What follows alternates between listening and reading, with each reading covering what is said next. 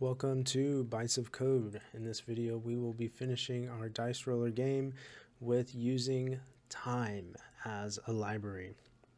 Right now in our dice rolling game, we ask the user how many dice to roll. Let's say we type in 10, and we immediately show 10 dice.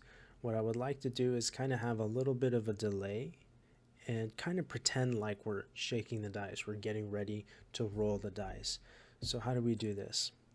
Let's use an import of time.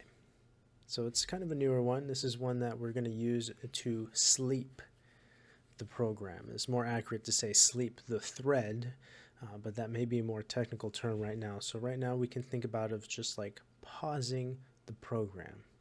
So we import that at the very beginning, and I want to put right here a print statement. Print shaking the dice, and we'll do like ... So right now we still haven't done anything. We're still going to be showing the dice immediately. If we type in 10, it's going to say shaking the dice, but it's going to show the dice immediately. Let's take out this print for now. I don't want to see the 0. I don't want to see the 1, 2, 3, 4, and I don't want to see this one. This is the user input we were printing out. I just want to see the dice art. So shaking the dice, and this is what we need in order to use time. We use time dot sleep. That's the function, time dot sleep. And one of the parameters, one of the things we pass into this time dot sleep is the amount of seconds that we would like to pause the program. We call it to suspend the program. Let's just do, for example, let's do 5. So let's run our program again. I'm going to try to count the Mississippis. We'll see how it goes. Let's do 4 dice. Mississippi 2, Mississippi 3, Mississippi 4, Mississippi 5, Mississippi-ish. Okay, there we go. So you kind of get the idea that the program sleeps based in seconds when you use time.sleep. So we can take this even a step further. We can say shaking the dice. This is a little bit of extra in case you were wanting. Shaking the dice. At the end of our print statement, we can type end equals \r. That's at the end of our print statement. End equals \r. And what this does is it actually moves the cursor to the beginning of the line. And it'll make more sense when we start seeing actually what's happening. So we're going to do this a couple times. I'm going to print more periods to make it look like actually it's progressing.